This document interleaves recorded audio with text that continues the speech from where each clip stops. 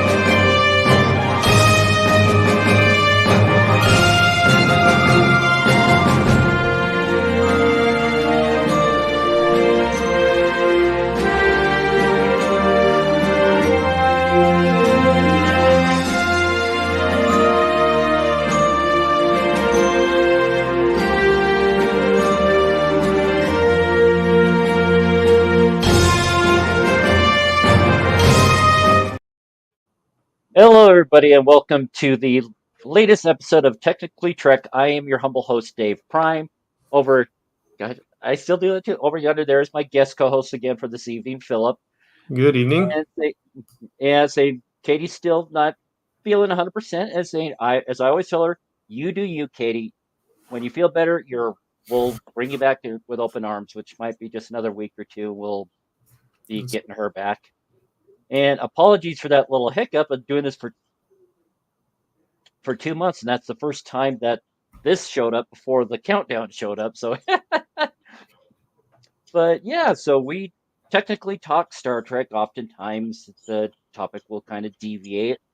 Sometimes it'll talk about other Star Trek episodes, which we will kind of touch base on with this one today, which is the series premiere episode of Star Trek Lower Decks, Second Contact. And saying we got Tyson backstage. We will bring him on. How's it going, Mr. How you Tyson? doing, Tyson? Doing well. How are you guys doing? Good. Good, thanks. Another day without alcohol was a good day. That's one of my sayings now. Yeah. Looks like you beat me to the punch with the haircut there, though. Tyson, looking good. No. I'll explain what's going on here. You see, there's no facial hair, and I've got.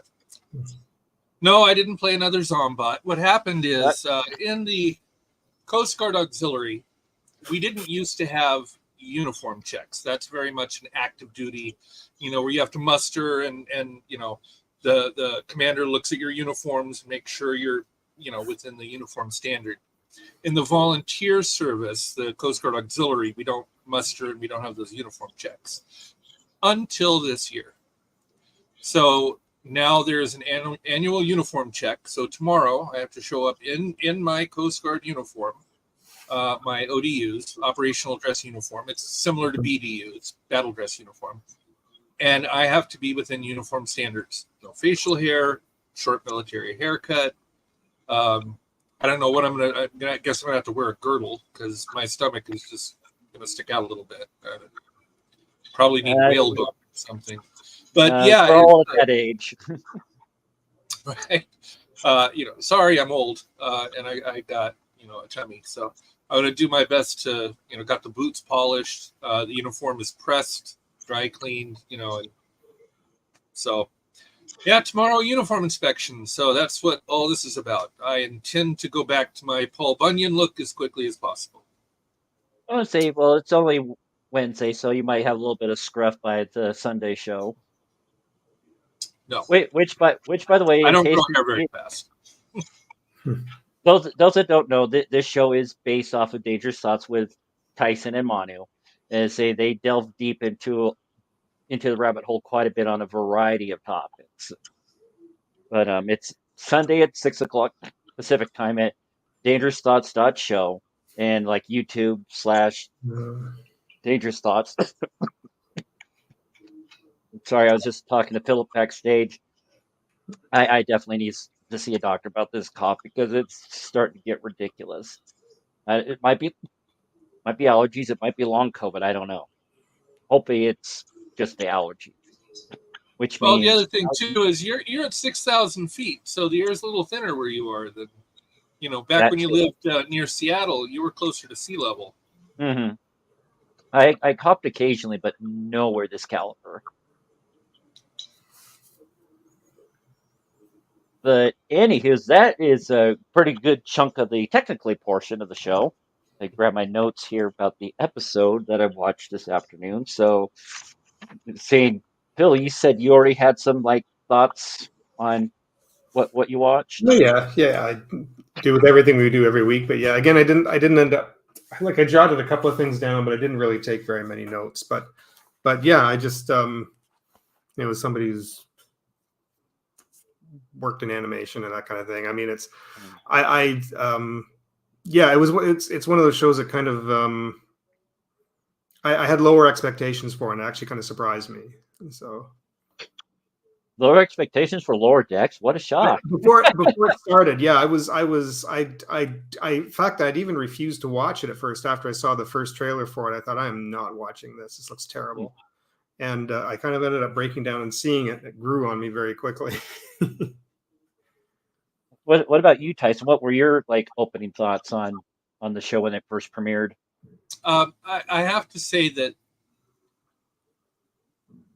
it took me a while. I'm somebody who likes anime, specifically Japanese animation. I love anime. When it comes to American cartoons, there are some that I like. I definitely like the Family Guy, American Dad. It took me a while to warm up to Rick and Morty, because at first I didn't quite get it until I realized the satire and everything that was in there. And actually, when you start to watch it, really, really clever. And so I started getting into those forms of cartoons. And very much Lower Decks strikes me as the style of Rick and Morty, the style of American Dad, like the Seth MacFarlane kind of cartoon. It's got that very witty humor, so many Easter eggs, lots of you need to know the episodes you're talking about it, then you really get it. And so if you're familiar with all of Trek from TOS to modern Trek, they throw lots of Easter eggs in there. But it's got that comedy, that irreverent comedy. Maybe that's the best way to call it. And it's if you're a serious person, serious about Trek, and you're a little too serious, you can't just like let go, suspend disbelief, and have some fun with it. You may not like it, and that's fine. There's Trek for everybody. But Lower Decks, because I do have that kind of wicked sense of humor, just struck the right chord with me, and I love it. I absolutely, honestly love it. I could watch it all day, and I can't wait for new episodes. That's coming just next month, I think, right? Yeah, just a month from almost a month exactly, October 24th. So just 4 weeks. That's soon. Okay. But excited. Yeah, and say me honestly, I never watched a single episode of Rick and Morty. Even to this day, I maybe seen like little snippets here and there online, but an actual full episode, I never sat down with it. I thought, I can understand some of what the parodying that they were doing with it. Just it didn't really like connect with me to the point it's like, oh my god, I gotta watch this. But so when they said Mike McMahon, who was one of the creators for Rick and Morty, was doing Lower Decks, I'm just like, I was cautiously optimistic, and I'm glad I gave it a chance from the get go, and instantly fell in love with it. It's like right from the get go, that opening bit that with Mariner drunk on that Romulan whiskey, which I put a note on that, just like during that time, I guess it might have been legalized since then, since it's post Nemesis.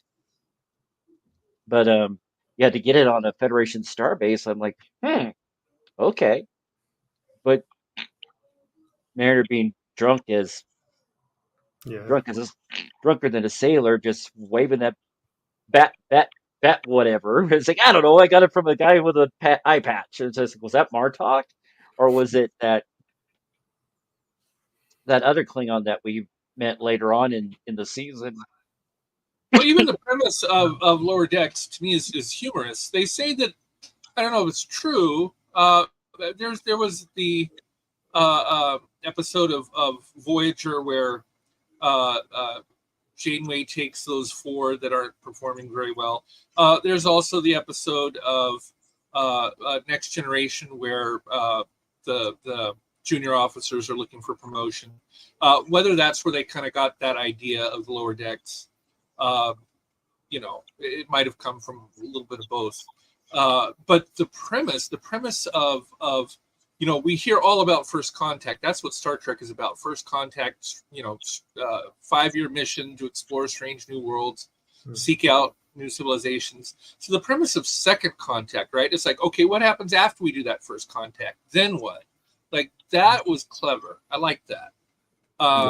And some of the mishigas that comes from that is very funny. And so it already starts on a very, I think, a humorous premise, and it just builds on that. It's almost like a cartoon Orville.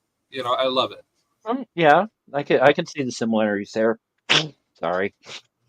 I thought it really was kind of a refreshing change from what we've seen Star Trek being. Oh, and to make not only a comedy. I mean, they could have made it animated, but could have made it serious. They could have made it a comedy, could have made it with live action. But to make it animated as a comedy in the direction they did, which gives it a lot of freedom, because you don't have the restraints of special effects. You're just animating, and to be able to do what you'd like to in the writing, that you can kind of let go a little bit, drop all these little, as you said, Easter eggs and hints and references, and they did it really, really well. It came together really, really well, I thought. So. Mhm. Citation Ops being one of those, right? Yeah, and it was name dropped right there in the first episode. Yeah. Is Boimler was rattling off all these departments, just like, this is cool, this is cool, this is cool, and Mary's like, oh, screw that, that's boring. But one thing I noted, like from the beginning, when Boimler was doing his captain's log, and says like, oh, we don't do that. It's got the bridge crew all frozen. It looks like Freeman looks drunk as she's sitting down. Yeah. Ransom looks like he's trying to take a crap. And Dr. Ta'ana is saying, I don't know what's going on with her. She's probably like stoned or something. Just the way they I don't know if they did that intentionally or not, but I still found that humorous. Here are some Easter eggs that I saw, not necessarily in that first episode, but in later episodes. There was the trio of Beta Zeds that were, on a spy mission. Yeah. And you'll have to go back to the episode of Star Trek: The Next Generation where the crew de-evolved into lower life forms. Oh, and yes. Genesis. One of the things that the Beta Zed that Troy de-evolved into was a fish-like creature, right? Right. Well, the Doctor is a cat. Cats like fish. So when she said Beta Zeds are delicious, you have to know that backstory that Beta Zeds used to be more fish-like. So these are kind of like the Easter eggs that are really clever, and you gotta, if you know your Trek history, it makes it just that much more fun. If you didn't know that little factoid, then just saying Beta Zeds are delicious is funny by itself. But if you know that little factoid, it's just extra funny. It didn't click actually first, but yeah. Yeah, they're yeah, you're talking about throwback connections. I'm just trying to think of, with my notes here. I don't know if I wrote it down or not, but there's something else. It's gone. If I remember it, I'll bring it up. But firing a phaser at the detention cell was hilarious. I like that. Oh yeah. Yeah, but go. Hey, it was set on stun. And you know what? One of the reasons I was sort of prepared not to like it when I saw the trailers. Even when I started watching the first episode, the first little bit, again, I was having a hard time with it because I honestly thought it was going to follow this typical old trope that I've seen before, where you have the one character where she's very high strung, breaks the rules, where he's trying to follow all the rules, but everything kind of goes wrong for him. She ends up being kind of, it's that kind of dynamics. Do you know what I mean? Where I've kind of seen that before. And I thought, if that's going to be the way this is kind of a typical tiresome trope I've seen in too many shows. But the funny thing is how they evolve the characters over even just within the first half of the first season. It didn't. It kind of the characterizations evolved much differently than I was expecting. I was glad, but but as I said, the first episode the first time I watched it didn't rub on me very well. But now that I know where the series has gone and what they become, I think I was able to go back and enjoy it more than I did the first time I saw it when it started. That's a really good point, because when a lot of Star Trek, and I'm going to be stereotypical here, and I apologize, but a lot of us are those nerds, right? Not the super popular people. We were the nerds, ones that followed the rules and everything, and so we see a lot of ourselves in Boimler.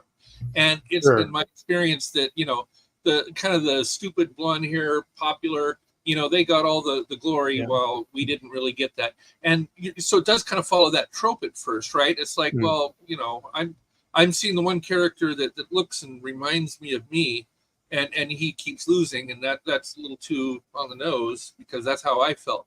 But you're right, it starts to develop, and pretty soon, he's the one getting promoted. He's the one that ended up going to the Titan for a short period of time. He's the one. So you start to see him win a little bit, and there's some satisfaction there. So I wonder if that was always planned, or as they developed the character, they started to realize what they had done, and they wanted to undo that trope. I don't know. But it worked, and I agree with you. I like how that turned out. You brought up an interesting point, because like in the second season premiere is saying Boimler ended up getting transported duplicated, a la Riker, and so the duplicates stayed on the Titan, and OG Boimler went back to the Cerritos. And then that other Boimler died, but only to be resurrected by Section 31. So you got to wonder, is he coming back for season 5? I'm anticipating that, but we'll see if they do or not. But yeah. Do we ever know what happened to Duplicate Riker? As far as we know, he's still canon-wise, he's still in the Cardassian prison. Oh, sorry. I forgot about that. Yeah. Somebody forgot to silence their phone on a live show. Who would be that inexperienced? I'm guilty of that too, though it hasn't gone off yet. I could have had a V8. Sorry, you were saying. Sorry, go ahead. Yeah. No, just think about that, saying a duplicate Boimler says, I forget what his did he go by Thomas or? Yeah. Well, you were saying the duplicate Riker in canon is still. He's still in the Cardassian prison, but it's like Boimler got duplicated when the Titan beamed him up from that Pac-Led. Wait, duplicate Riker's in a Cardassian prison? Yeah. Yeah, the DS9 episode Defiant, he turned himself over to the Cardassians as long as the rest of his crew were sent back to the Federation, which they went to Federation prison. But is there an episode of DS9 I've missed? I did not know that. Yeah, Defiant is the name of the episode, where he pretends to be William Riker, and he steals the Defiant with Kira on it. Yeah, I forgot all about that. Oh, yes. I'm vaguely remembering this now. Yes. Yeah, because he's Riker in every way, so the computer thinks it's him. Mm-hmm. Yeah, fingerprints, everything. He was able to fool the computer. Yeah, I forgot about that. Yeah. Oh. That's why my knowledge is intimidating to some people. If you know, you know, Tyson. You know what? Riker Prime has already been on lower decks. Maybe they could get him out of that prison. Mm-hmm. Possibility. Yeah, especially post-Dominion War. Who can say? And like with that's the other nice thing about lower decks, is because I think only about 2-3 calendar years have occurred in the 5 seasons. Unlike all the other shows, it's like every season's a year. Say the star dates are pretty packed up tight on one another. And we're watching this like a year or two after Star Trek 10, right? Mm-hmm. That's about the timeline that this is Yeah. in. It's still That's 18 right. years away from Picard. Mm-hmm. Saying so Icheb's still alive. Icheb is still alive. Now, season 10, I assume, is not season 10, season 5, season Mhm. 10. Oh, please let there be a You're season not- 10. But yeah, Icheb is still alive. Now, obviously, Manu hasn't been contacted to do Icheb. And if Icheb was in this, it would have probably got back to Manu, even if another voice actor, played Icheb. But recently he has been talking with his publicist, and his publicist is talking with Paramount and all that to try and see if something will happen. Well, they want to do one called Starfleet Academy, but it's going to depend where it takes place. Does it take place in the Picard timeline, in which case Icheb's already dead? Does Yeah. it take place in the far past? Like, are we talking about when Kirk went through the Academy, in which case it would be way before Icheb? Or would it be during the next gen DS9 Voyager timeline when Icheb is still around? Like, what timeline does this Academy take place in? If 30 it takes seconds. place in the timeline when he is back from the Delta Quadrant but has not yet died, if it takes place in that timeline, absolutely he could be in it. But I don't see how he could be in it unless he was. He was Duplicated. Bernali from the Delta Quadrant. He wouldn't be in it prior, because we hadn't met Bernalis yet. They were not part of the Federation. Yeah. So it couldn't have been like where Brent Spiner played an ancestor of Dr. Noonien, Mhm. Right. I don't think Icheb could play his ancestor because he was Bernali and no Bernali had made contact. So, yeah, it really depends when Starfleet Academy, what time period we're talking about. Say the show that they're starting to shoot now is Discovery era, season 5 Discovery. So it's So even pre-Kirk. No, post Kirk. Oh, Discovery era. I thought Discovery. Well, Discovery has 2 eras. You have the pre and the post. Like the 2200s. This was before Kirk. Not before he was born. Kirk was lieutenant on the Farragut. On the Farragut, right? I think. Oh, right. So I mean, that's in the Discovery timeline. So it's Discovery, unless you're talking about Discovery timeline, 32, 33 something. In which case, yeah, each that's long gone. Unless there's like the Icheb that we saw die wasn't the original Icheb, it was some clone. But Seven just didn't know about the clone. Well, it certainly wasn't the real Icheb. We all know that. Exactly. Why were you crying over this guy? Hello, I'm right here. I don't know. It'd be fun. Well, there's some, Star Trek always finds ways to bring people back from the dead. Exactly. If he's a big enough draw and people will watch it, and if some of the writers get over their egos, who are maybe pissed at him for something he posted on social media, then he could come back. There's always a way. I've been surprised actually that somebody from the original series hasn't popped in and given their voice to Lower Decks yet. That even George Takei or somebody had have done a little cameo or something in a I don't know, even if it's just a message or something that they could have. Because George Takei is definitely lended his voice to animation, so I thought for sure they'd gotten him to somehow do that. But I'm still sort of half anticipating that, but I have a feeling it won't happen. Walter Koenig, George Takei, even William Shatner are all still alive and kicking, and could Katie's probably cussing right now. Quit Definitely talking about. Shatner, et cetera, et cetera. Yeah.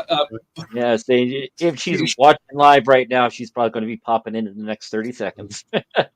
Well, yeah, if But, she's watching live. You should be Shatner pants. She does not like Shatner.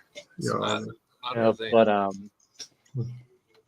But with Picard, as we all know, with the series finale Picard, Walter Koenig came back playing a descendant of Chekhov, That's right. Anton Chekhov, Yeah. which was a great little nod to Anton Yelkin for. Oh, sorry. That's what I get for eating on live TV. Is I got a little bit that caught up in one of my sinuses, and it's kind of not wanting to completely get out now. I learned a very important lesson. I was sick a couple of days ago and really sick yesterday, and I learned a valuable life lesson. If you have diarrhea, don't blow your nose. Oh my Lanta. It's I hope that doesn't create a lot of visuals, but just be mindful. Explosive combination. Yes. To quote, it's a thing. I took an extra shower that day. That did not end well for me.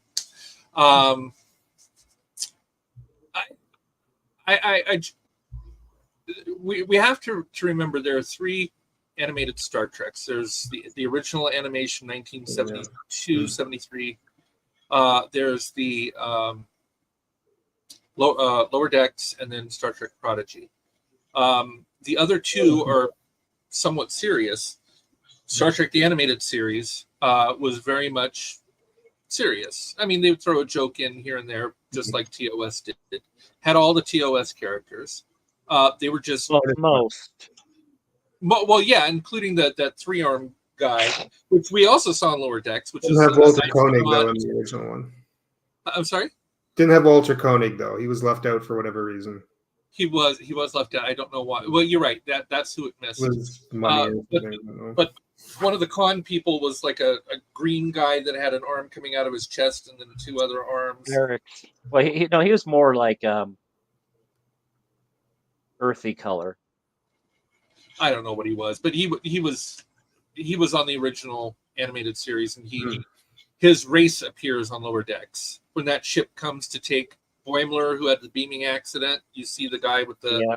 It's the same species as the one we saw in Star Trek original, but the original series is still supposed to be somewhat serious. It was just an animated version of the live version. That's all it was. And it was a half hour instead of an hour, but the show had very similar concept. Prodigy is aimed for young people, but it's supposed to be an action adventure. There's comedy in it, but it's not billed as a comedy. It's not specifically a comedy show. It's just Star Trek for younger viewers and adults. There's a lot of cool Easter eggs in that too. Someday maybe we could do an episode on that. But so of the 3 animated series, they did choose to make this one a comedy. They didn't have to. But it's probably likely that they made it a comedy because the other one was not going to be a comedy.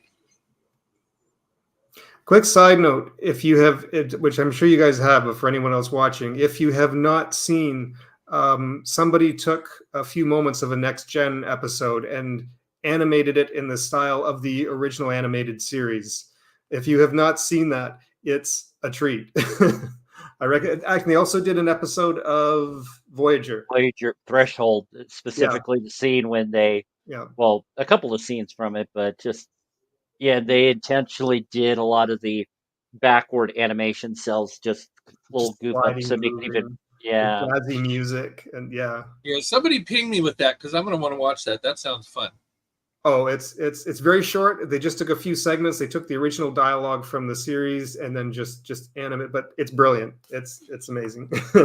College Humor put together a little 5-minute video of Star Wars meets Star Trek, and that was hilarious. That was just absolutely hilarious. I haven't seen that in ages, but I remember. We are not nerds. You're nerds. And they do the back and forth, and finally they blow up the Death Star. Wow. And, your animation sucks. No, it doesn't. Yes, it does. It's Oh yeah, I know what you're talking about now. yeah, that's hilarious. And there was a couple of websites last week I was on that there's a parody website that was saying Disney bought the rights to Star Trek and they're going to do a where the two universes meet. It's parody, of course, that's not going to happen. Yeah. But my opinion is, and so many people, Mark Hamill, Patrick Stewart, a lot of people have been asked, what if what if there was a crossover?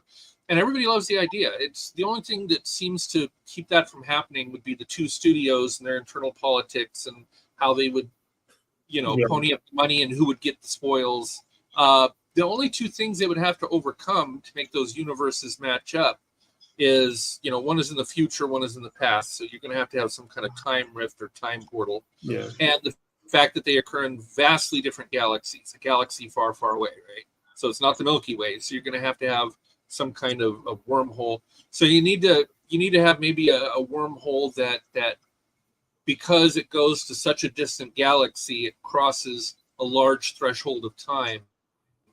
So that going through this wormhole would take you to a galaxy far, far away, very much in the distant past. Then you could then it's just a question, and if it works both ways, it's just a question of, does the Empire or the Rebels or whoever on the Star Wars universe come through the wormhole to the Federation's universe, or do Federation ships go through the wormhole to the Star Wars universe? Which way does that go? Or could there be incursions both ways? I mean, sky's the limit, but you just have to solve for those two problems. I'd love to see it. Name one Star Wars or Star Trek fan that wouldn't pay money to see that happen, right? I mean, it's just it's money waiting to be made. If people could get over themselves and make it, I think people would watch it just for the sake of watching. Right? Oh, definitely. Yeah, but yeah, there's too many heads that would butt right now. This is live. Studios, yeah. Yeah, but I just emailed you a link to those two mini episodes, Tyson. So okay, I apologize. Mike was asking me something. Yes, this is live and being recorded. That's okay. I just when you're live, you can't just stop to say that. I do apologize, everybody. Okay, it's all good. It's the three of us right now, at least for the live. Darn it, live portion. But no, I emailed you the YouTube links to those two animated episodes the guy created. Let's see if he's actually made any new ones lately.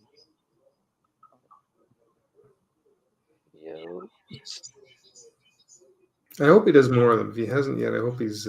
No, he hasn't yet. I just been. Ooh, what? I didn't do it.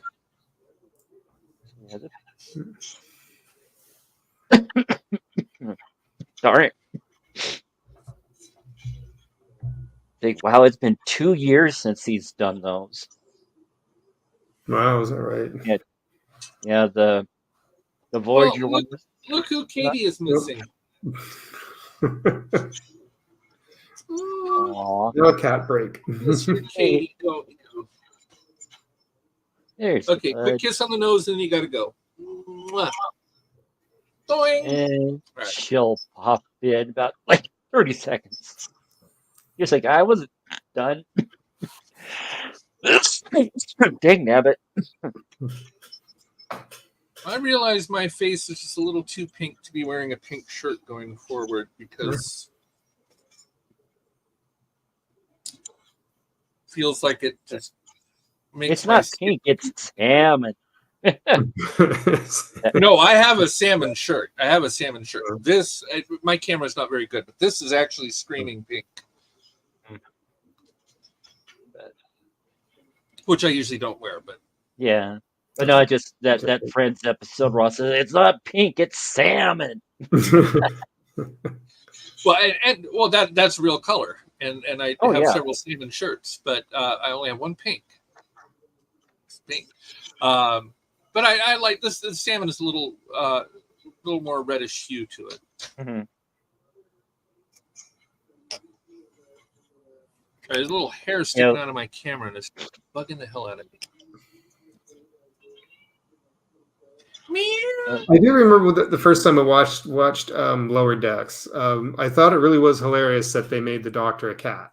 Because I thought, again, it's one of these freedoms with animation. You don't have to worry about makeup. You don't have to worry about the effects of that kind of thing. And there's so many jokes you can do with that. And I thought that was brilliant. I'm glad they kind of had more alien-like beings, that you're not limited to just putting a person in makeup. You've got the counselor who's a bird. You've got the Dr. doctor's Magley. cat. You've got yeah. I like that. But you have to wonder. I hope they've cured all allergies by that time, because You people think have so. allergies. You don't want to go to sick bay with a runny nose and then have a cat treat you. You're like, oh crap, just what I needed. I totally forgot something right cool to back look at. Oh. the character who's I don't know if he's a part android or what but he has the thing over his eye, and he's Rutherford. Brother. Who does his voice? Where have I seen him before? Samuel Cordero.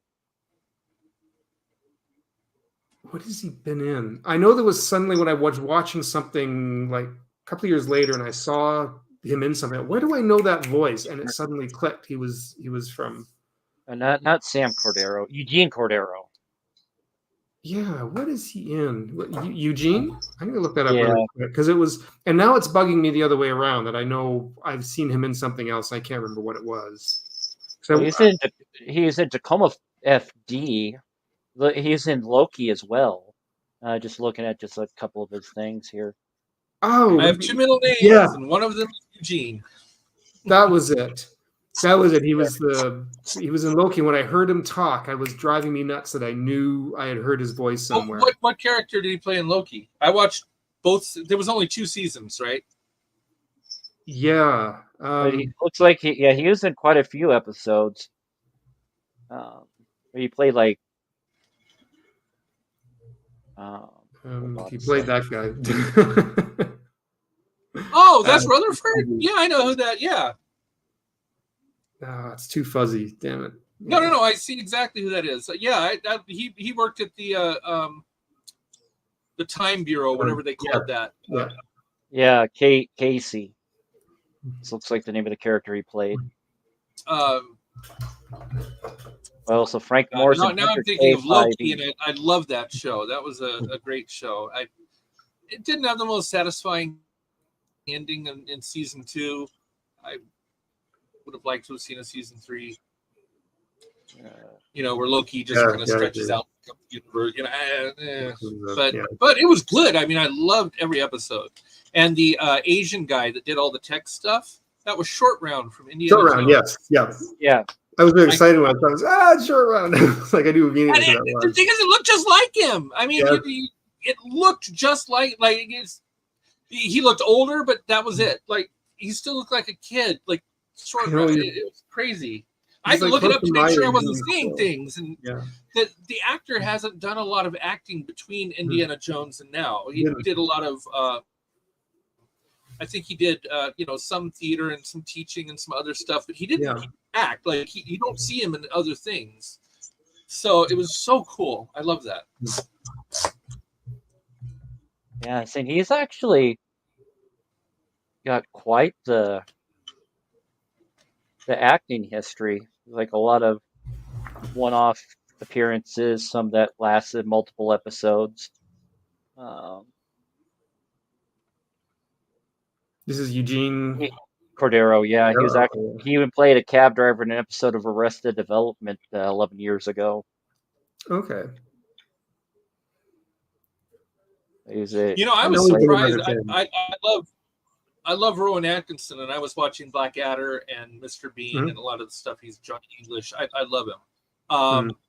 But I just found out this week. For all this time, I didn't know this. He was the voice of Zazu in The Lion King. He was the major dogo. Yeah, that was Rowan. Yeah. Oh, I remember when I found out about that. I was really excited that he was doing this. that he was going to do a voice in it. Oh, that's great. So yeah. And then they do a picture of Mr. Bean and then Zazu, and if you look at the eyebrows and everything, I mean, it is Mr. Bean, and I'm like, oh my god. I was surprised they didn't get him again when they did when they did the live action ish remake. The only person they brought back was James Earl Jones. Everyone else was they completely recast, which I thought was really odd. I don't know why they bothered making that. Anyways, that's the whole side. I don't want to get off topic, but yeah, I have thoughts about that.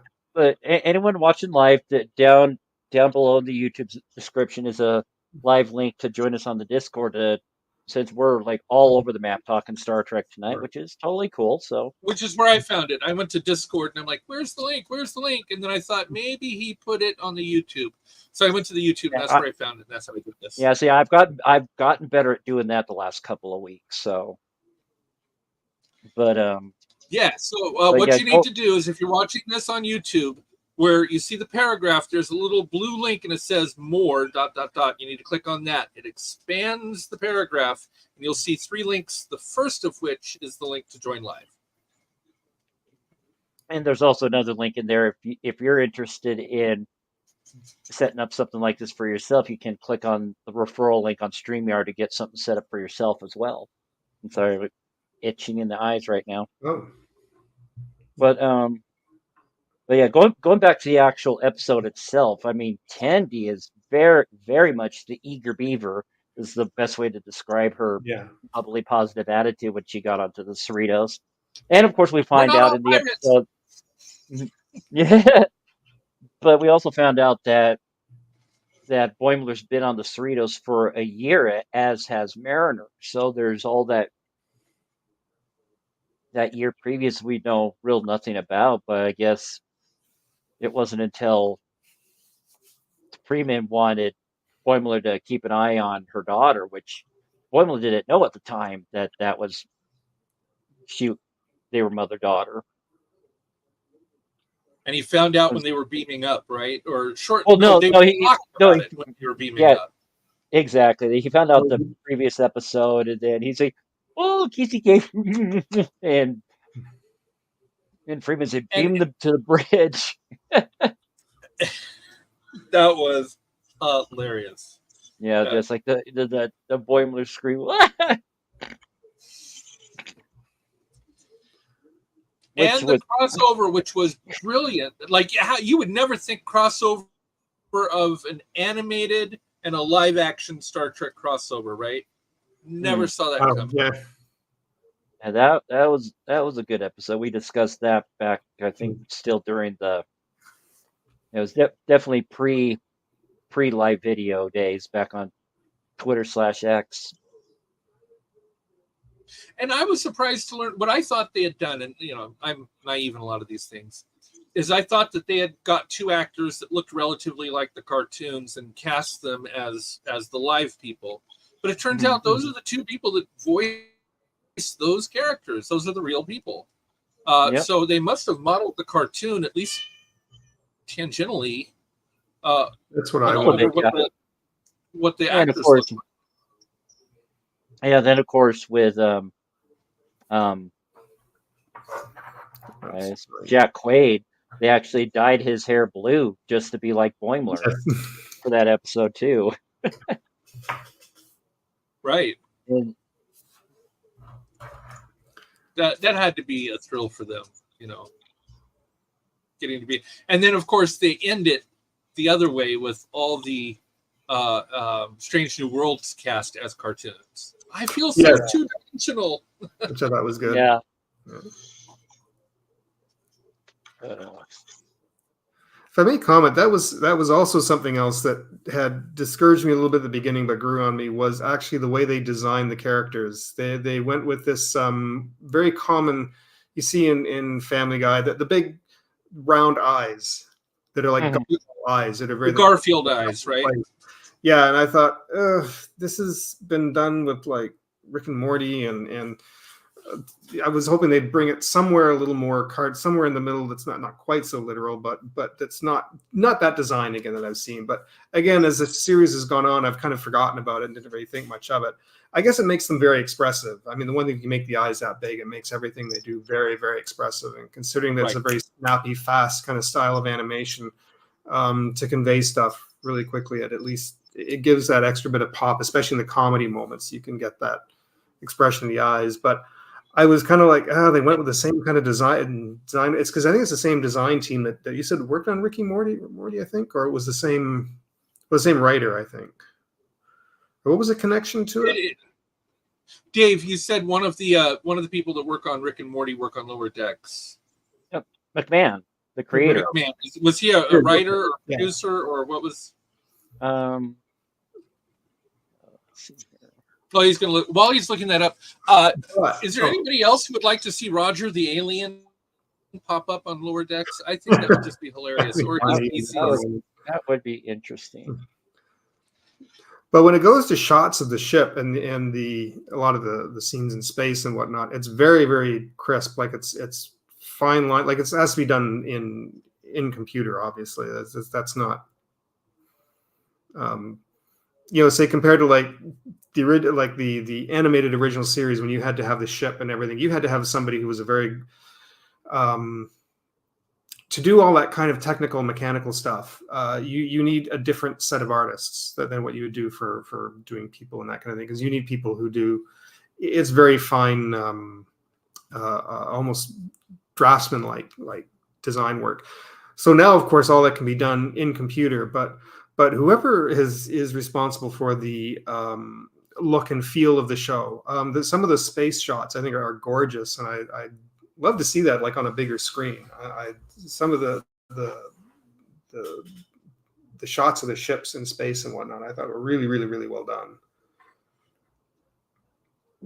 Yeah, McMahon was a writer, executive producer, supervising producer. He had a couple of different hats over there at Rick and Morty. Well, it does have that. Well, the Rick and Morty have the little asterisk pupils, which I always thought was kind of weird. Yeah. But other than that, they do that with Solar Opposites as well. Got the weird little eyeballs. think I watched one episode of Solar Opposites. So yeah, I know of the show. I just personally I haven't watched it. So sorry for the hair. I was debating whether or not to wear the hat tonight. It's just like I have my hat sitting right over there, but it has a political candidate's name on it, so I chose not to wear it. Don't want to offend any people who watch the channel, because I have no idea who watches. There was another, not to go off topic, but the design work similar. Oh, there was another animated series that took place in space, and they got canceled before they could finish the last season. He's trying to finish it as a comic book. Final Space. Final Space, that is it. Yes. As irritating as the main character is, I actually really enjoyed that series. Oh, yes. I liked Final Space. Season. Yeah. I never got a chance to watch it, and now because of whatever political blah, you can't stream it, you can't get it on any media or anything like that. So if you didn't get to watch it when it aired, tough beats. Oh, I loved it. And one of my favorite was remember the Kenny Loggins? Yes. I love that. See, I got. I actually have a mooncake for audio or for text messaging alerts for two individuals on my phone. One, my BFF Chase back east. He really loved the show, so I figured I'm going to give him one of the mooncakes. Like woohoo, chickadee. And then I gave Cassie downstairs another mooncake alert. So then I know if I hear one of those alerts, I know it's someone important. If it's the default, it's like, I'll listen to it. I'll look at it when I get a chance. Yeah, God, I'd forgotten about that. Why did that get canceled? That was good. I have to look back into the reasons on that again. I don't remember unless Dave remembers, but I know there was. Yeah, they pulled the plug on it for some reason because, like I said, not only did they cancel it, but they pulled all the episodes. Yeah, it's because of the proposed merger of Warner Media and Discovery. Oh, all right. Which is that's not a reason to cancel a good cartoon. No, it's not. Yeah, I really like that show. I hadn't thought about that since I watched it, so I'm glad you brought that back to my mind. And I'm sure you can find clips on YouTube. Oh, there's ways to see it. There's ways to circumvent that, right? And the final, he is going to do the what he had planned for the final season. He is completing in a comic book form. It's the only way to do it. They've allowed him to do that. I mean, I'm glad he's doing it, but I would love to see that. Oh, sure.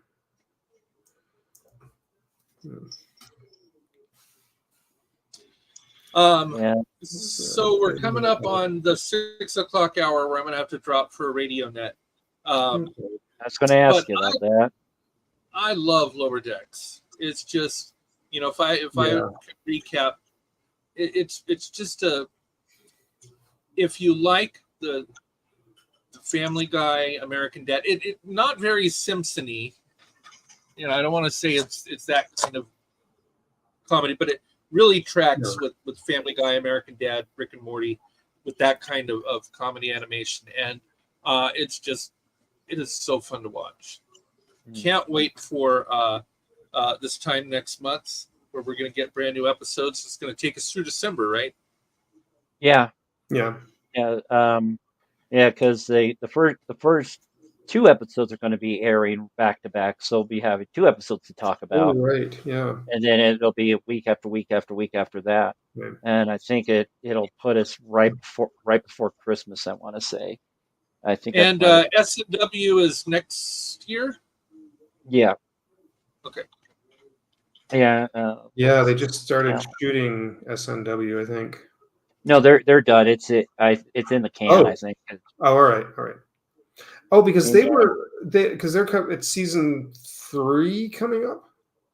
Yes, it'll be season 3. The way they left it was with the Gorn, right? Right. Mm-hmm. Yeah, with Pike freezing on the bridge, not knowing what to do. And they introduced Scotty. I remember that they brought. They introduced Scotty in that episode. Yeah. Now that was released last year. Yes. 2023. So the new one isn't coming out until 2025. I wonder why it's taking them. The writer's strike has a lot to do it because of it. I think it was I was thinking next, because I know they've been greenlit for season 4 already. That's been agreed to, and I think they've already got shooting dates planned for that already next year. So but they haven't settled on a date for it to premiere yet, but it's pretty much ready to go. So my best guess is going to be like around Valentine's Day, because that's when Picard typically came out. But yeah, looking at the calendar, it looks like December 19th will be the finale episode. My birthday. That's right. And then there's so we're probably going to be bumping that episode because the following Wednesday is my birthday, Christmas Day. So I'm just like, there's not going to be a lot of participation on Christmas Day. Wait, yours is December 25th. Yours, Tyson's December 19th, and mine's the 3rd. So we're all December babies here. My dad was December 5th. Oh, for heaven's sakes! All right. Yeah, my oldest niece, Samantha, her birthday's the 11th, so like 2 weeks before mine. Busy month. Jeez. Yeah. So, well, now Phil and I, you might think, okay, you're both Sagittarius. Close. Phil's a Sagittarius. I'm a Faggitarius. So we're, just a little. I'm the gay version. It's the tail end of the age of Sagittarius. I was late, apparently. I was technically supposed to have been a few days before, so I was almost technically a late November. I don't know where the Sagittarius starts, but that date starts, but I know. No, I don't know. I was a week early. My due date was January 1st, but I popped So out a week early to be you're a Christmas gift from mom and dad, a tax Are you- deduction. are you a Capricorn or? Yep. You're a Capricorn. Okay. Okay. I think the cutoff in December is like December 21st or something like that. I don't know, but it's right around there. It's where. So you're a Capricorn. Yep. We're Sagittariuses. Val, which is Manu's life partner, is life mate. December 26th. Yep. So he's the day after Christmas. Boxing I know Day. because when I send birthday cards, like I have to remember to send a Christmas card for them both, plus an additional because she has a birthday. Oh my goodness. And I don't usually do birthday cards. I usually just send Christmas because Yeah, I don't remember getting a birthday card from you, so no. Manu specially gets a birthday card for me, but nobody else does. I just send out Christmas. And the reason I did not last year, but the year before last, and I know you got one because I sent it to you, and I've got a picture. Mm-hmm. I took a picture of every card I sent because I wanted to keep the address so I could send it the following year. But then last year, December 2023, I had COVID. And so I thought licking envelopes and licking stamps was probably not a good idea to do and then send in the mail. that's what So- they got those little just like little spongy things. You just like Yeah. chip. You know, Merry Christmas, I contain COVID in the card for you. Yeah. Here you go. So I decided not to do that. Hopefully, fingers crossed. I just got my COVID vaccine a week and a half ago. So in another week or so, I should be fully vaccinated. Like it takes about 2.5 weeks for that vaccine to Right. I protect you need to get my 100%. new one as well. I know they just updated again the new Yes. vaccine, so I should get that again. So I I've just had got the 4 of them. updated one. I need to get the new one. Yeah. So fingers crossed, everybody's getting Christmas cards. Anyway, it's after 6. Gotta go. You guys have a great All right. day. Say goodbye. Say goodbye, Kitty. All right. Good night, Callie. Good to see you, Tyson. Bye, bye, guys. Bye. See you Sunday. All right, we get. There we go. All righty. I wonder if yeah. I haven't seen anyone yet in the chat. I don't know if There's it's Katie's crickets. watching or if crickets tonight. Like I said, hopefully when we start talking about brand spanking new episodes again, we'll start getting more that might get some people in. more again. participation. Because back during the Twitter Spaces day, I had close to 50 participants pop in and out for the Picard Jeez. finale last Yeah. year. Yeah. So I'd never had anything close to that since, but at least with this, people can watch it at their leisure. Because we're definitely all over the map on this one, but one thing I put a note on there is saying that the Turbolift announced the bridge when it got to the bridge. I don't recall any Turbolifts in any of the Star Treks doing that. It just good. Yeah, I wouldn't have thought about that. Yeah, they just usually arrive but yeah, it actually said it arrived there. I'll have to look at that again. Yeah. Yeah, but then again, also never heard the replicators speak either, but it just kind of added to the humor. Banana, hot, banana, hot, banana, hot. Yeah. I think that was probably part of the gag, but yeah. But yeah, you could definitely tell like when Boimler was supposed to be Tendy's liaison, like Mariner's just like butting in, and you could tell that Boimler was not happy because I mean they didn't. Of course, they've been serving again. They've been serving on the ship for a year, and this is like the most interaction they've had at that point. Maybe slicing Boimler's leg with a batless kind of bonded them a little bit. I don't know. I was wondering if the reason you picked this episode was to keep in suit with the theme that you've been going with, where with characters being put together and having a bond. Yeah, that's what we've been doing, and saying there's been discussion of either watching The Ascent from Deep Space Nine with Quark and Odo finally kind of like working together to to survive that Class L planet. Right. But I was also thinking doing Skin of Evil, because you say, how far do you push your friendship? And say, of course, spoiler alert, Tasha dies in that episode. Yeah. They're trying to save Troy. Right. So I'm thinking, especially with the memorial service at the end of that episode, kind of like really sets the tone Mhm. for Data's evolution, especially since it's definitely been hinted at through several episodes since that point. Measure of a Man being the big one. Sure. Yeah. And of course, First Contact is Katie's favorite movie. Just like, say, are you familiar with physical forms of pleasure, Data? And he's so when was the last time you used it? And he remembers exactly Oh, to the sure. second when he and Tasha had coitus, as Yeah. Sheldon Cooper would like to say. When I watched this Lower Decks episode, I watched it on. I got the 1 week free of Paramount Plus, and that's all I watched on it was last week's episode and this one, and that's all I got. It expired at like when it expired yesterday or today. Anyways, I think today is like the last day for it. But yeah, it's a shame you only get like 1 week to try it out. But yeah. But it should be at least 14 days minimum should be the yeah. But I wish I'd kind of gone back and checked a couple of things. I was trying to remember in the episode if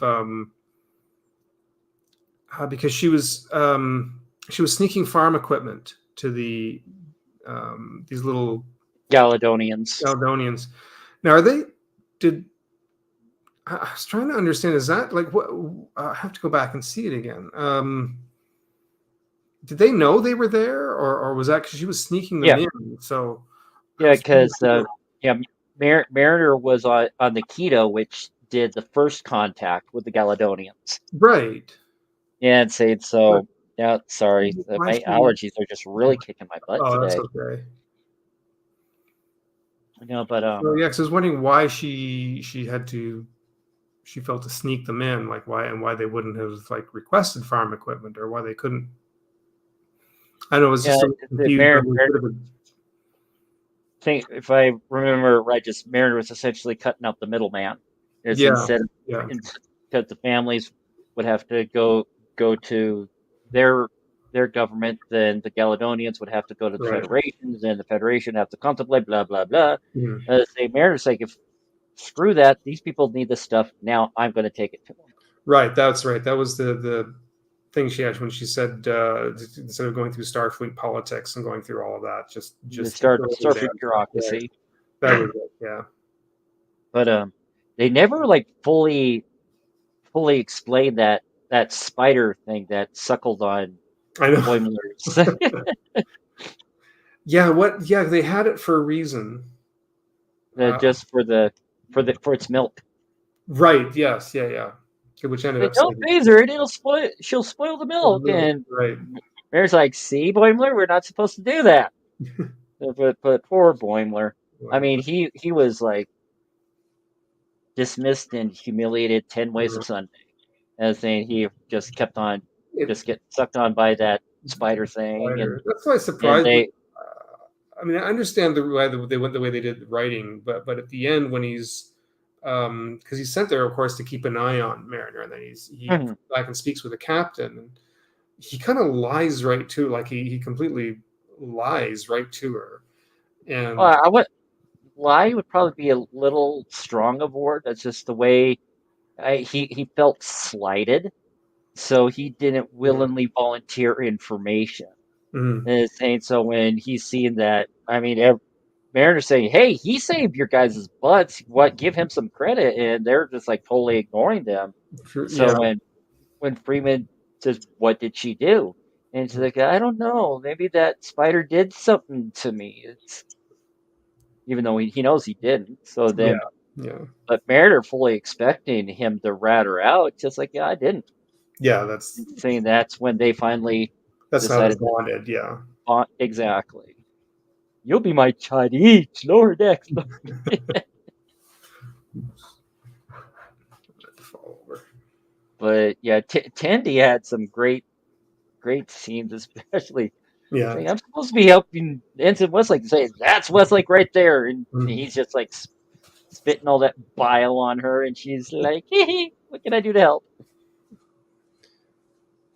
They did, considering these are half episodes. They're only like 22 minutes. Well, it's considered an episode, but it's like half of what Well, we're sorry, yeah, accustomed. half will be a normal Star Trek 1 hour episode kind of thing. Yeah. I thought they did a really good job though of really establishing the characters, who they are, because that's Yeah. really maintained really well through the whole series. Isn't it? They haven't really deviated from who they are, and you can really see them kind of evolving as characters. Voices have stayed consistent, and their full characterizations have they've grown as individuals, but they've really remained consistent from that first episode. Yeah. Yeah, and of course, I mean, like there's some of the things that come to pass, like cetacean ops, that we see that in the second season finale. And saying they're buddies with Rutherford. Right. Yeah. Sorry, I'm multitasking right now, kind of putting some stuff away. Let's see, what else did I write down that Well, you don't really get a full idea who the main crew is yet. You see some of the characters, but you don't really know much about them until later on. You start to get. Yeah, we get right off the bat like Shax's obsession with detonating the warp core. And finally got that to happen this past season. He's like, "Oh my god, yes!" And everyone's cheering him.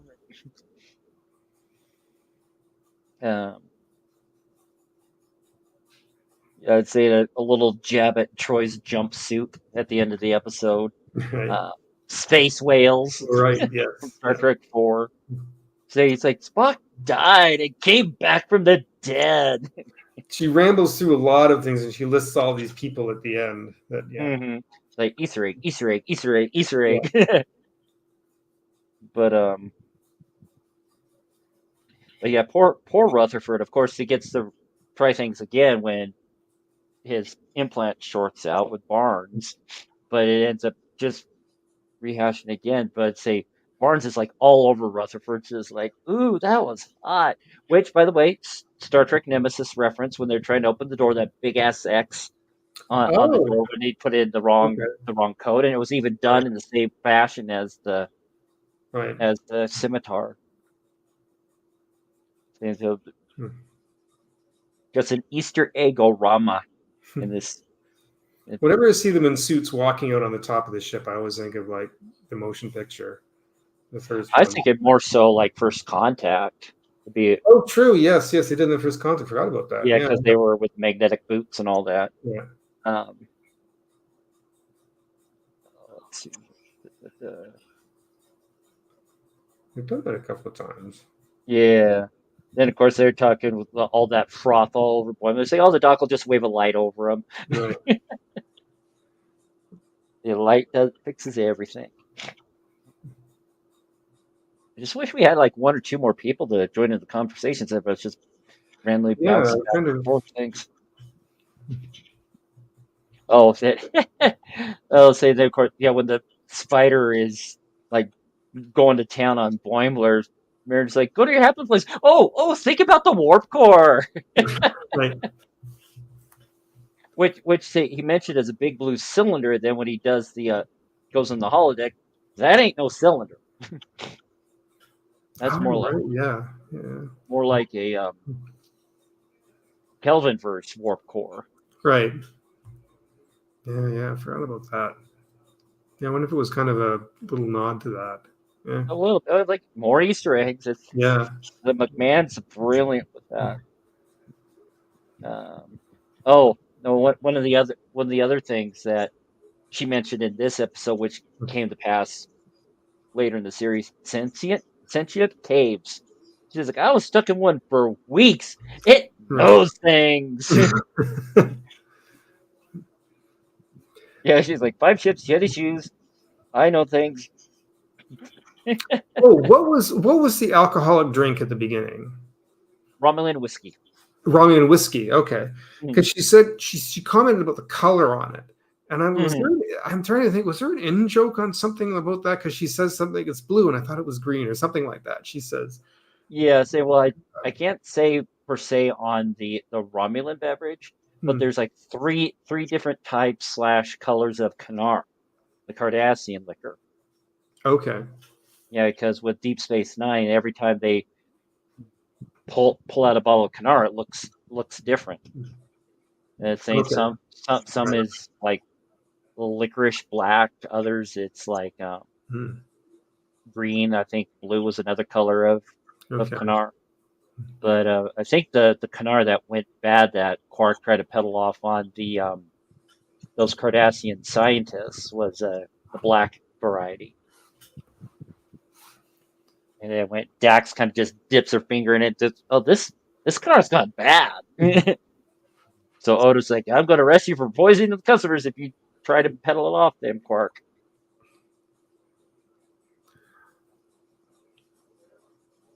But, what's that? Cooking dinner, so it always comes through. It should be all right. I heard a very light murmur, so Okay, all right, that's good. barely noticeable. But let's see here. So yeah, I think this is probably like one of the first inklings of bold Boimler. Saying when he catches Mariner thinking she's doing bad stuff, he gets all high and mighty, and he's like, ah. But then of course, Mariner takes him down a couple of pegs, and just, I've been to 5 planets, not counting or 4 planets, not counting Vulcan. I was like, you might as well count Earth too. It's like I was counting. Who was counting it? Say poor Brad. But of course, that scene though, she just says, "Take off your pants," and he's like, "Oh!" He's like, "Man, yeah, 5 ships, Yeti shoes.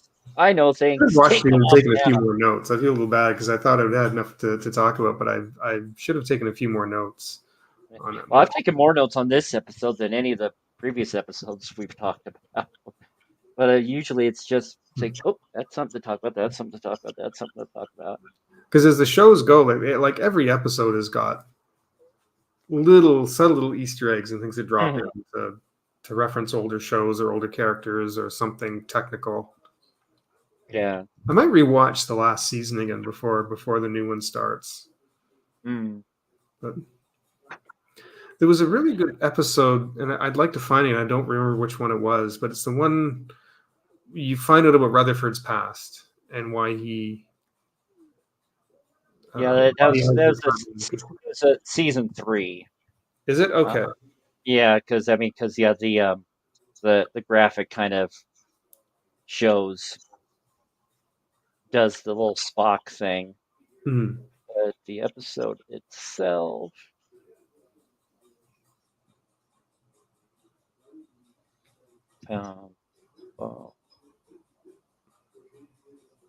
Reflections, season 3, episode 5. That's when yeah. Then the episode after that is the Ferengi episode, or actually no, that's the Deep Space Nine episode. Excuse me.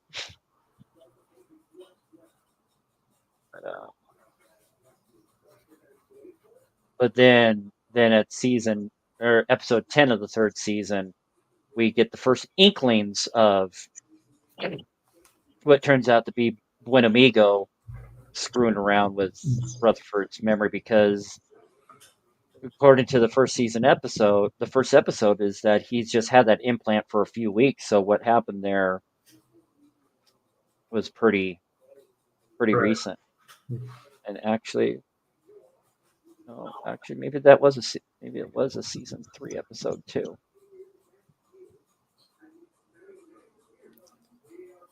Oh yeah, it was. Yeah, it came to a head at the end of the season when when the Texas class became sentient, finding out that the AI interface is based off of Badgie, which we know how things went with Badgie. So I will kill you in a fire, and then the ship blows up Buenamico's office.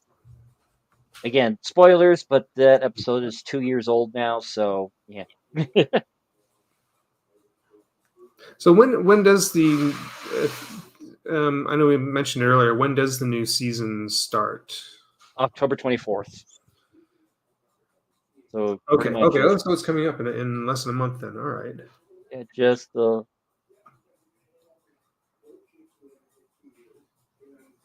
I'd say a month. Excuse me, a month from tomorrow. So yeah, Mark that down again. Okay. I don't watch a lot of TV, but I do want to try and catch that.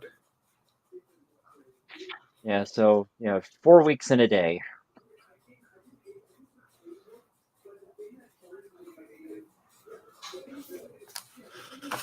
So I think it'll comes out at midnight Pacific time, so 3 a.m. Eastern that Thursday morning for you. Okay, I'll probably I won't be able to see it quite right away, but I'll have ways. Well, like the way, I mean, some podcasts they'll go right into it right then and there. Same day they're going to say, "We just watch it, we're going to talk about it." The episode, say where it's going to be. There'll be people who will jump right on that. If not watching it, they'll be on there and watch it in real time even. And it's just Say my good friend Travis, who's part of the DT family, say for season 3 of Picard, say we'd call each other up on the phone and we'd be like 3, 2, 1, hit it, and we're both watching Picard.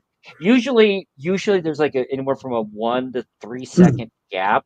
Sometimes we're spot on. We just get it perfectly. Right. Either that or I can hear it echo over the phone just as I'm watching on the TV. But sometimes when I'm a few seconds ahead, I'll gasp. It's like, but if I'm ahead a few seconds, I'll sometimes just hit pause and then unpause and then the rest of the episode. But if you're watching, Travis, hi. Miss having you on live. But yeah, so the episode airs October 24th, so we're going to talk about the first 2 episodes on the following Wednesday, the 30th. So that gives enough time to watch it. Yeah, because with me, like the only free days essentially I have, or free evenings, are Mondays and Wednesdays.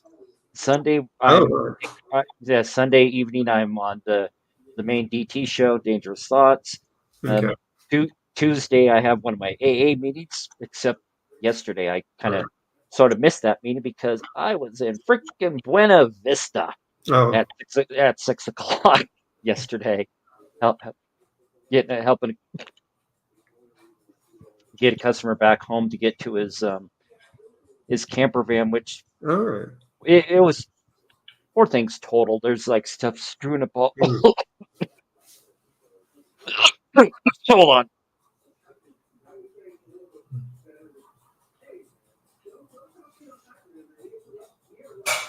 Okay, I think I'm okay now. But yeah, he got into an accident that tried to fish out what we could out of his camper van so he could get to his hotel for the night. So it's like his cell phone, which miraculously still had 1% battery left on it when I found it in the van. I found his wallet, so yay for that. Though one of his credit cards fell out of it. So I sent him a text to say, hey, just hope things are well. You got what you need out of the van. Because they were saying that today they were going to talk with the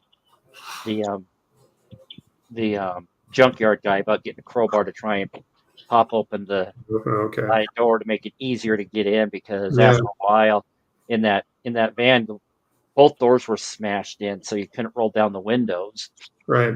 It got properly hot in there, and I got a little more than a little lightheaded. I got lightheaded and Yeah. weak. So once I got out of that van, I was like, I got to stay out of here for about like 5-10 minutes, then go back in, see if we can find anything else of importance that he absolutely needed that night.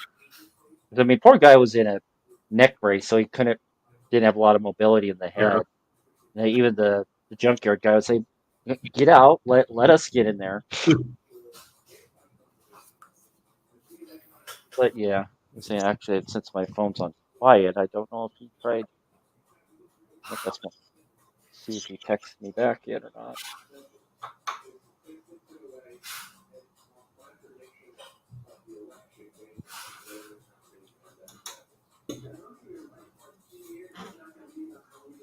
Somebody's messaging me. Okay, what is that? They got some news alert.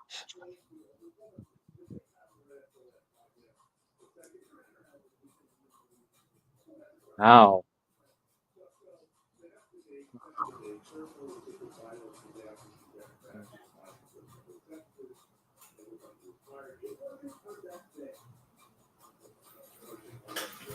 Yeah, saying did you ever watch Extreme Makeover Home Edition with Ty Pennington? Long time ago. Well, it was a long time ago that the show was on, but Yeah. one of the guys from the show, Eduardo Zoll.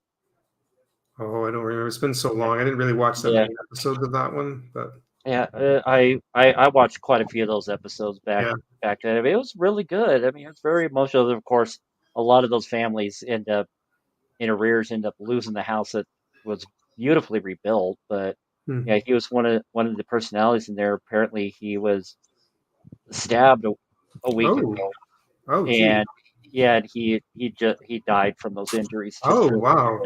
Yeah. Yeah, down in Palm Springs.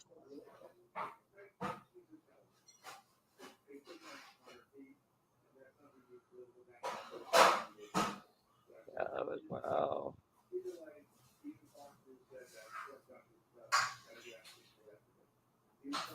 Yeah, because it just says reality star stabbed. I'm like, ooh, okay, who died? Yeah. I used to watch a lot of those old back in the early mid 2000s. I was watching a lot of those old those shows where they would refurbish a house or redo a room, or they would. Yeah, I used to the one where somebody's a hoarder. They'd help them clean up the space and redo a room for them. Things like that. I used to watch those all the time. I was addicted to those for a while. Oh, me too. But like Extreme Makeover, they just totally bulldozed the house and rebuilt it from scratch in a week. Yeah. That's why they called it Extreme Makeover, because yes, day one, level it, got 6 days after that to build a new house. So yeah, I was addicted to a bunch of those in the early 2000s. All those kinds of.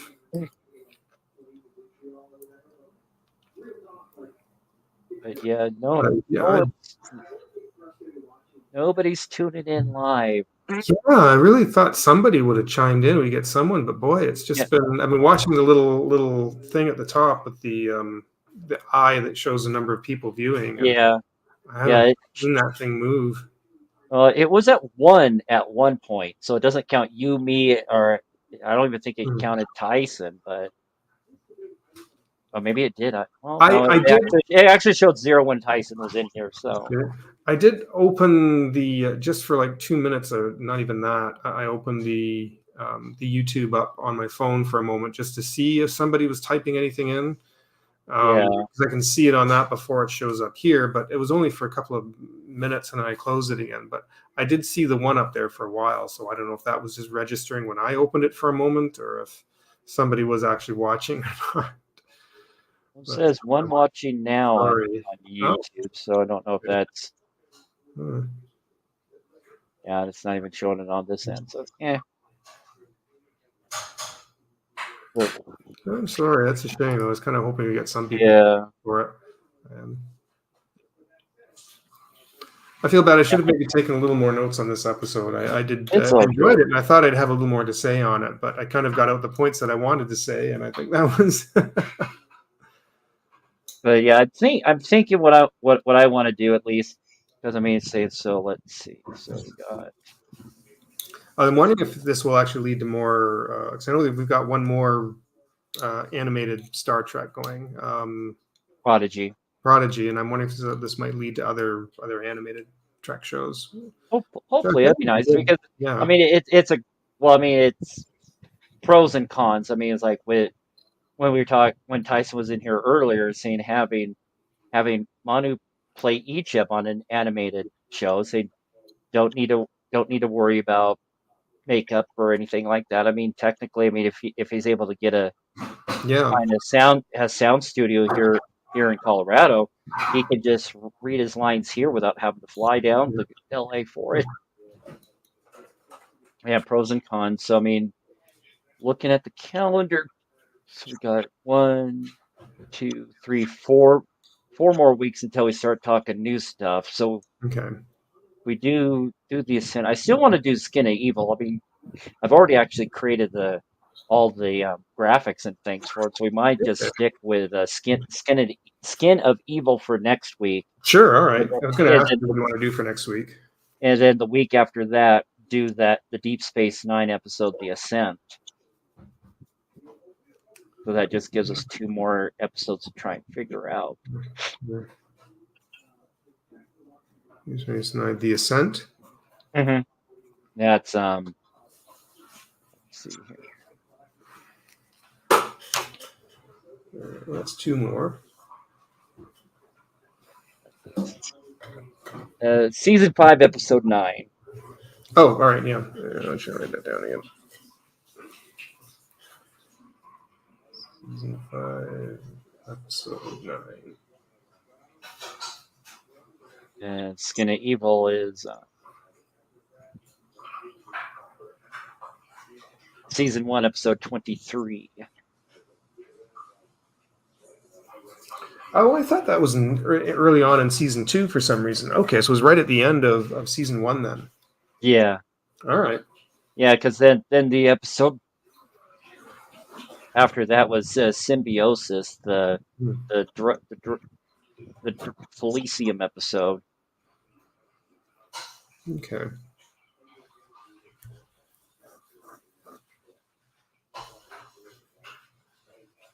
Yeah, but say Yara was still in that episode, and then at the end she kind of waved to the fans. Right. Yes.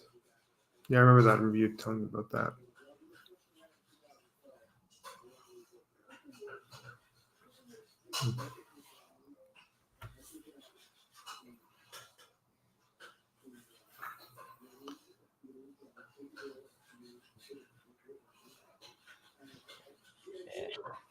Figure something out on that. Maybe you can add that in. I think, yeah, since there's no one chatting, no one popping in to request to be on camera, we're at almost 90 minutes, so I think we're going to call it good for tonight.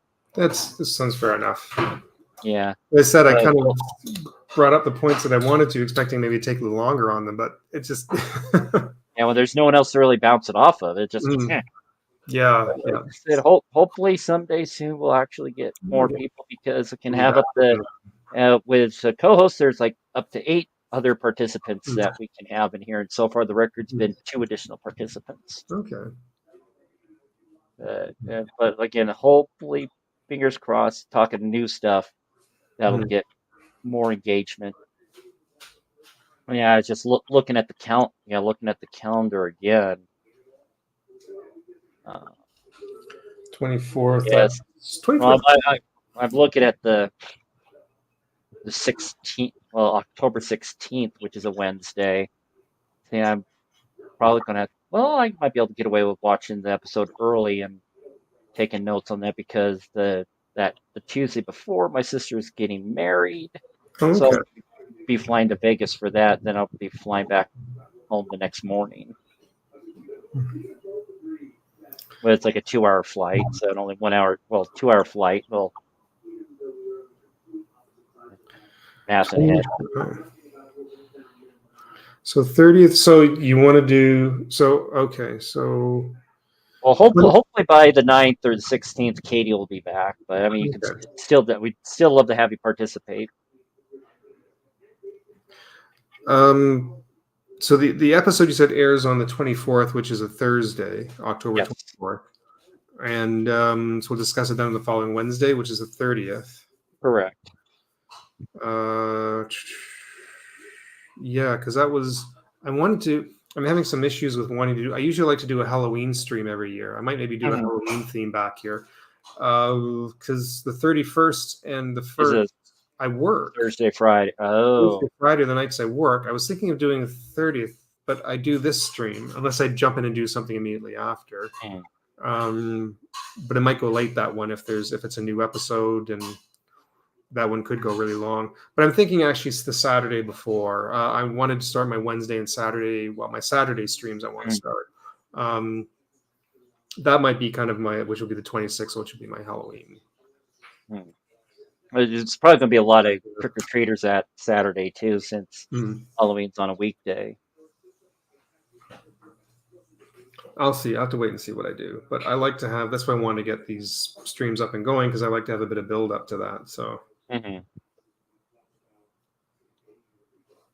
I say, well, it's still a month, 4 weeks away, so we got plenty of time to get everything all figured out in that regard.